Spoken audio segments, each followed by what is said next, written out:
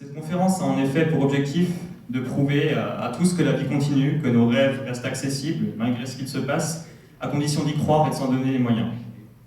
Chaque intervenant de ce soir a dû se battre tout au long de sa vie pour accéder à ces objectifs. Et l'histoire de ces combats a été partagée avec le public. Samedi soir, à l'auditorium du Casino des Faïenceries, la conférence « Sois le propre acteur de tes rêves » a permis de mettre en lumière plusieurs parcours de vie. Parmi les intervenants de l'événement, des personnalités sarregueminoises ont été invitées. L'athlète handisport Michel Munch était présent pour raconter son combat suite à son accident.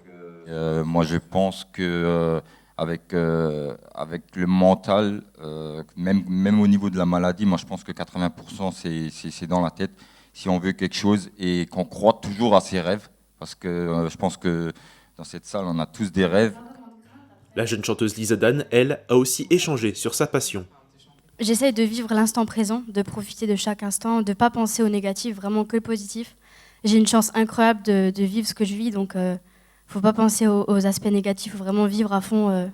Du côté du 7e art, c'est la réalisatrice Anya Gauer qui revient sur son parcours. J'ai fait une école d'art dramatique à New York. Ça s'était très bien passé, c'était encourageant. Je suis rentrée en France, j'ai fait encore un conservatoire à Paris et j'ai commencé à travailler. Et c'est en travaillant que je me suis aperçue que je n'aimais pas tellement jouer, en fait, ce qui est problématique quand on est actrice. Et que finalement, peut-être, j'avais envie plutôt d'être derrière la caméra. La nageuse Aurélie Muller, la cavalière Chloé Javurek et le breakdancer Jérémy Cueiller étaient présents également pour cet événement. On compte aussi les jeunes sapeurs-pompiers de Sarreguemines qui ont raconté leurs premières expériences.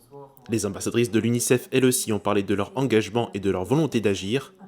C'est l'association des jeunes citoyens solidaires, en partenariat avec la ville, qui a organisé cette soirée. Elle a pour objectif de financer un voyage caritatif à Mayotte l'année prochaine.